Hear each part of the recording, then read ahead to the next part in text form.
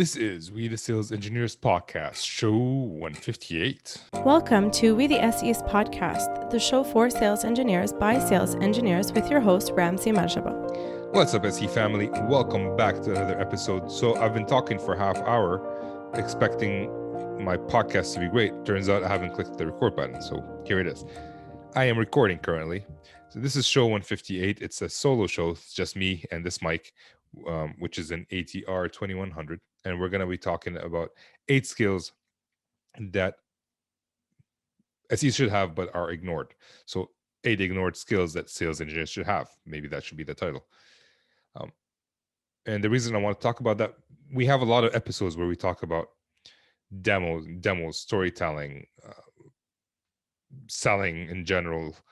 But there's a lot of different things that SEs do that we should be talking about. We should get better at. And if we do get better at it, can take us from like A players to A plus players, or from B players to A players, whatever it is. So these are very important topics that may not be necessary for SEs to be successful, but it definitely could help. Before we get there, I do have a course that's open today. It's called the Road to Sales Engineering, which is designed for people who want to become sales engineers and need some help with understanding what sales engineering is, writing the resume, writing their LinkedIn, and the interview process and all that.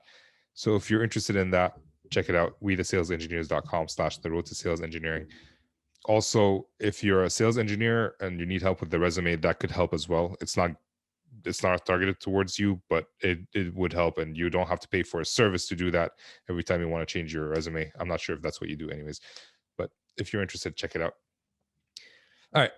So some of these might be a little bit controversial, or you may never have heard of it. I'm pretty sure you've heard of most, but let's just jump in. So skill number 1, ignored skill number 1, is copywriting. So if we can go back and define copywriting, is just the skill of writing content that attracts eyeballs, basically. And I learned that not from being a sales engineer. I learned that from trying to get this podcast up and running. There's a lot of things that I do on the podcast that has nothing to do with my work, except I found that they're very useful for being a sales engineer, and copywriting being at the top of the list. I initially started, so as a sales engineer, I talk to a lot of customers after that account manager has introduced me to them, or I already knew them in the past. They're not new customers. So I do a lot of these conversations, and I noticed that any email could get a response. It doesn't really take a lot of work. You don't have to think of fancy subject lines. You don't have to think of fancy content. You can be straight to the point and get them to come back. But there are those customers that you haven't built that great of a relationship with. You're still trying to build that relationship. You're still trying to convince them that they should read your emails. And that's where copywriting comes in my opinion. So I'm going to split copywriting into 2 different parts, one being subject line and the other one being the content. The whole point of writing a subject line is actually trying to get them to open the email. So checking in might not be a reason enough for people to respond. You want them to know that there's information inside there that would help them with their job. Checking in just implies like, hey, when are you going to buy? And as SEs, that's not really our goal. We're mostly really trying to check in on them, see how it's going, whether if they're running a POC or they bought recently and we're trying to see if it's going well, or we did a demo and we're trying to figure out if the champion liked it. Generally speaking, you do that in a meeting, but sometimes things happen and the champion has to run to another meeting and you're left stranded. So copywriting helps. Writing a useful subject line, or a subject line that could be perceived as useful to the reader, is good. As for the content of the email, I've seen a few emails from fellow SEs at different companies, and depending on the skill level of the SE, typos can be found, grammatical mistakes can be found. sometimes I don't understand what they're saying. Like the only reason I understand what they're saying is because I know the product they're talking about. Maybe I don't know to the extent that they do, but I still understand I still have an idea of what they're talking about. But customers don't have that luxury. For grammatical and typo mistakes, if it happens one, no big deal. If it happens every time, big deal. And that happens quite a bit when you're writing emails through phones, which is why I don't like to respond to emails through phones. So I might be delayed another half hour for me to be sitting in front of my desk and writing an email on like Outlook versus using my phone. But you can use like software like Grammarly, for example. I'm not affiliated with them, but they have very good software that tells you if you have a typo, if you have a grammatical mistake, if you have spelling mistakes. So that's one thing, and that's the basic. And I would have thought all SEs knew that, but unfortunately some don't, or some need someone to point that out for them. So here it is, me pointing it out for you. But then there's the content. It has to be written in a way that you can use it to sell internally. If you're sending it to your champion, you had a discussion, a discovery call, and you're trying to convince the team to go into a demo or whatever. If you want to jump the demo, go straight to POC or pilot, whatever. You want them to move forward. The email has to be written in a way to convince them or to help them convince other people to move forward. And I've received emails from SEs that do none of that. They just like, we did A, B, and C, and that's it. It cannot be used to actually sell anything. It's just facts. Like we can do 6,000 OSPF routes, or you can have 10 users logged in at the same time. These are really speeds and feeds. We don't want that. We want solving problems. So this is the problem you stated. This is our solution. And formulate it in such a way. It's the same as storytelling in person, but now you're doing it via email. It's like reading a book. And they can then just simply forward that to whoever it is that they need to forward it and help sell. So copywriting is one thing that I think is very important that no one talks about, and I think SEs should talk about it. And if you're interested, the way I do it today is I write the content of the email, then I review it a couple of times, see how I can make it shorter, more clearer, because first, I'm not great at writing, honestly. I struggle. So I have to write it the first time, put all my thoughts, do a brain dump, and then make it shorter, and then make it clearer, and until it's the way I like it. At which point I can come up with a subject line based on the content that hopefully will attract the reader enough to click on it and actually read it. So that's number one.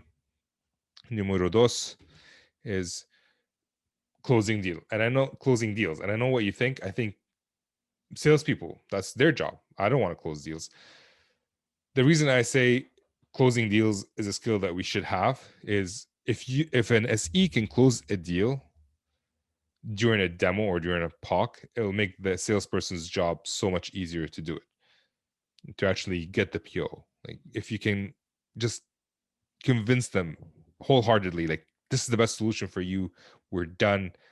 Now give me give the salesperson his PO so we can move forward. That's great. But beyond that, in my previous company, I worked without a salesperson for 6 months. I still had a quota that I had to achieve. If I couldn't close the deals, I didn't do any salesy tricks when I was closing the deals. I was still the SE. Well, yeah, I was still the SE doing SE stuff, but having to close the deals as well. So being able to do that helps a lot. And after the 6 months, they hired a salesperson, and I spent 3 months training that person. And it took him another 6 months after that to actually become efficient and being able to close his own deals, being able to understand when we do a proposal, he knows actually what he's proposing. So in the meantime, I still had a quota that I needed to achieve. It's not about, I'm not going to get fired if I don't hit my quota. I'm just not going to get paid. So I need to get paid to take care of my family. Hence, I need to close the deals. So that's one thing. And also, if you do have a salesperson, I've worked with SEs who complained a lot about the salespeople that they had. They weren't great. They weren't closing. They weren't doing whatever. And some of them just didn't hit their quota. Others took the reins and hit their quota. And then soon after figured out, hey, maybe I should be in sales. So that's another thing that you guys can take a look at. And when I was at the SE trying to close deals, I would always call the customer up saying like, hey man, I'm sorry, I don't like to do this. I'm the SE. I don't want to be doing this, calling you, but everyone's asking me if we're going to get the PO.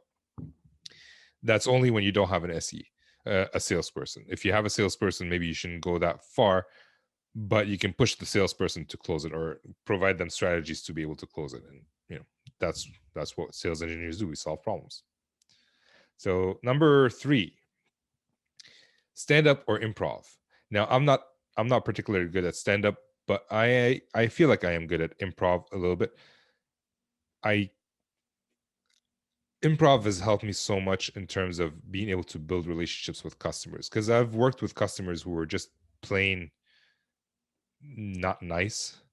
Their whole point was trying to do gotchas, and that was before I was a sales engineer. Specifically, the thought that the customer that I'm thinking of, it was with like I was a network design engineer, and they hated the company that I worked for, but the higher ups bought from that company, and now they wanted to implement it, and their whole job was to just make my life a living hell.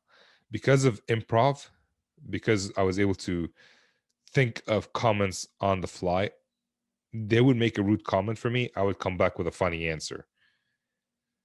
And just going that back and forth helped me build that relationship to the point where I was getting married, and that customer needed someone on site, and they were, if I, they wanted me on site, and I was like, I'm getting married next weekend, I'm not going on site, I have a lot of stuff to do. And we got like that kind of relationship, which is a double-edged sword, I guess. But it felt nice to be wanted. I just didn't want to go there at that time. But being able to improv, my best moments on stage when I'm talking to customers, when I'm doing a demo, was when something went wrong or something unexpected happened, or I found a typo on the slides, which, I hate typos, but you can use them to your advantage. Just being able to make quick comments, think on the spot. So if you can do an improv class, I actually had an episode with Drew Tarvin. He has a book called The Humor That Works. I'll link that in the show notes. So let me just take a note of that. Basically, he's an engineer who started doing improv, who started doing stand-up. Now he has an entire different career than engineering, teaching that. But basically doing that, being able to improv and do stand-up, made him happy at work, helped him build relationships, and helped him move forward with his life. So that's number 3. Number 4 is negotiation.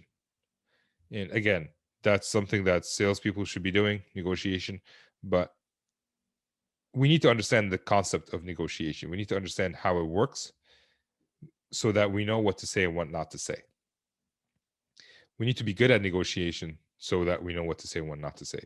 Every time an SE opens their mouth can either add value to the deal or remove value to the deal.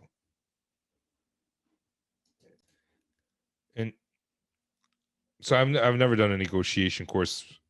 Well, in the past, I hadn't done a negotiation course, and I didn't know what I was doing. I didn't know what it meant. I didn't know how to do it. But as soon as I took a negotiation course with my current company, they hired someone to do a negotiation course for us. And also, I read a book called Never Split the Difference by Chris Voss, I believe. It's somewhere down there. And I learned about negotiation. I learned about anchoring. I learned about all the different things, different techniques that can be used to actually to negotiate the prices. And now I can use that to help my salesperson when I'm working with one. I never used to talk about money, but now I've developed strategies with my salespeople. Like, hey, what if I say, like, if they ask me about this, do I anchor it here? Do I anchor it there? Or do I not say anything? And it's dependent on the salespeople you're working with. But if you know how to do it, if you know what negotiation is, you know the tactics, you know the techniques to actually get it done. Even if you don't say anything about pricing, what you're talking about in a demo, in a discovery call, can help in the negotiation in the end. The more ammunition you give the customer to negotiate against you, the worse it is for you. The more ammunition you can give the salesperson to negotiate with the customer, the better it is for you. All right. So number 5, and that's something that I find lacking, is having skills with the conference tools that we have, whether it's WebEx, Zoom, Teams, whatever it is. And what I see mostly from SEs is that these tools are considered a hindrance, where they should be considered as a tool, a powerful tool, something to help us sell, not to make it worse. We've had issues with different applications where I hear SEs complaining about the application live with the customer, and the customer agrees. Well, like whether it's crashing or whether, oh, it's hard to do the whiteboard using this. But instead of complaining about it, we should find ways to actually use it to our advantage. Instead of using a whiteboard, we can have a pre-built slide where we can then annotate and just add stuff to it if it's hard to use the mouse to draw, or you can use a tablet to draw and allow the customers to help with the drawing. So they should be used as positive tools, not a hindrance. And maybe we need more courses when it comes to like conference tools and WebEx and Zoom and Teams and all that. And maybe you should talk to your company to actually provide that to you. So that's one thing that I think we should be doing better. And I've had that problem as well. Like I complain about it sometimes, and I've caught myself complaining about it enough times to say, hey, maybe I should do something about this. And I am slowly but surely working on it. Number 6 is project management. We need the skills of project management, because as SEs we do so many different things. We're doing discovery calls, we're doing POCs, we're doing demos, we're doing seminars, we're doing a lot of things. And each one of these could be considered a project. But sometimes, like I've done seminars where I had to invite a few product managers from our company, a few and like 60 customer personnel, where I had to make sure that 3 of them came on time. I had to organize it with marketing so that they would market it properly, and maybe get posters involved, organize it with whatever venue that I'm using. So I'm not saying you should do your PMP for this, but if you have some project management skills, it would definitely help. If you know the end date of the project and what you need to be accomplishing by each week or each day to get there, versus what I've seen been done is that we scramble up and we forget it up until the week before, and then we scramble to get it done. And sometimes it works, sometimes it doesn't. But the quality could be better if you spread it out. But more importantly, the stress that we have on us could be better. And kind of like university, where if you study throughout the semester, if you study throughout that, when you get to the exam, you don't have to do an all-nighter to study for it. I've never done an all-nighter. The only time I've done an all-nighter is because my brother wanted to do an all-nighter at university, and he had the keys to the car. So I stayed at university. I went to the gym, I played basketball, and then I stayed up till 3 because he had the car, and it was too late for me to take the bus because there aren't that many buses at that time at 3 o'clock in the morning or after 12. So project management helps reduce stress in the end. That's how I see it. And if you can understand ahead of time what you want to achieve, by when, you can break it down into weeks, and that will help you be on time earlier. And if there are any mistakes to catch, you can catch it early versus catching it on the day. All right, number 7, and I hate to say this, but taking notes. I've seen SEs not take notes. And I've talked to SEs who don't take notes. I've talked to SEs who take great notes. I've seen SEs who doodle. I've seen SEs who, instead of taking notes, they send LinkedIn messages or LinkedIn connection requests in the middle of a meeting with customers. But note taking is one of the most important aspects of sales engineering. How are you going to know what to show them? How are you going to do the demo? How are you going to do the POC? How are you going to remember what they said? What's the most important thing for them? I have a very good memory. I don't remember any of that in 6 months because I've just talked to 15, 20, 30, 40, 100 other customers between meetings, perhaps. Maybe the first time we met, they weren't interested. And then the second time we meet with them, they were in a hurry for a demo because now they got budget all of a sudden. Whoopsie daisy. Now they got budget all of a sudden. And it's going to go away in a few days. And they really want us. So being able to take notes will help you remember a lot of different things for the future. It will help you stay organized. It'll help with the project management stuff. You remember dates of who's going to do what. You remember action items. And I did talk to Joshua Smith on the podcast. We did a bonus section at the end, so it's on YouTube, I think, about taking notes. And he has his own system. He learned it from somebody else, but he has a system where each day he has its own note section on, I think, on OneNote. I use Evernote. I'm using the same system. And then he copies and pastes it and links it to the customer that he's talked to. So on one day, he may have talked to 5 different customers. They're all written on that one day. And then he has notebooks for each customers as well. So he copies whatever he had on that one day to the customer section. And because we're working remotely, it's so easy to take notes on the computer today. Whereas in the past, I'd have to take notes on my Rocketbook, which I still love and I still use for other things, but not for taking notes. I use Evernote. I take notes directly. And then it's so easy today. You just type and go. You don't have to actually take whatever you wrote on the Rocketbook and make it nicer and cleaner and put it on Evernote or Notebook. And that helps in writing email responses to customers, which was the copywriting thing that we talked about earlier. So you take whatever you wrote in the meeting notes and you send it back to the customer, make sure that they agree on based on whatever you said, so that when you do a demo or a POC, you already have agreement ahead of time of what they wanted to see, what was the point of discussions and all that. All right. So I think taking notes is a little bit obvious, but I've had colleagues not take notes at all. And when I ask them questions about something that's happened in the past, they don't remember anything. So that's why I wanted to write it down. Okay. Number 8, last but not least, is branding. And branding is useful from a personal perspective. Like, you want to brand yourself, so you use your LinkedIn, you put out content about whatever topic that you want. But branding can also be used as a sales engineer for your company, right? You want to be known as the guy for that company. For me, if my customers need anything, they know that they can reach me, nobody else. They don't have to talk to anybody else. I will get them what they want. And it's not because I'm worried about somebody else taking commission. They're my customers. No one else is going to take commission. But I don't want someone else to give them false information. Or I've been working on this this demo, this POC, whatever it is.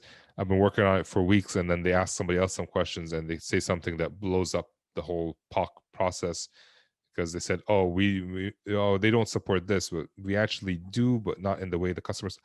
Basically, I want to be the guy out there. So I am branding myself as part of wetheses, but I gotta admit, I really need to work on branding myself as part of my current company that I work for, because I am the guy there. And the biggest pet peeve of mine is seeing 5 people from the same vendor sharing the same post, like literally word for word the same post. And generally speaking, what that means is that marketing wrote that post and gave it to everybody, and they just shared it. There is no personality behind it. It's not branding for you, it's branding for your company, but it's still marketing talking. And if you recall, I just talked to John Cook from Consensus, who talked about how customers want to hear from SEs more than want to hear from marketing. So take the time to actually read the content, maybe put your own words to it, put your own spin to it, critique it, or forward it to specific customers. Just don't copy and paste whatever marketing gives you, because marketing doesn't know exactly what they want. Take whatever they wrote and say how it would work for your customers, right? Versus just here, take that, read it, enjoy it. Marketing wrote it. You can tell that marketing wrote it because you just saw the same message from me, my boss, my SE, my salesperson, whatever it is, just saw it from 5 different people. So yeah, so there's that. These are the 8 ignored skills that I could think of. I'm sure there are more. If there are more, please leave a comment and let me know what you think. What are these ignored skills that sales engineers should be having and no one talks about?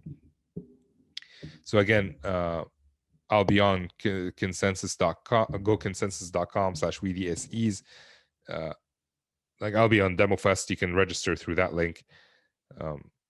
It's not an affiliate link. It's from the sponsorship. We kind of agreed that you get to go for free if you want to join in. Now that my code has expired on the 20th, so check it out and come see me. Come say hi. And they're using a very good platform, so check it out. Anyways, let's not belabor the point. This is Ramzi Marjaba for the Invisible Benny, and I'm signing off.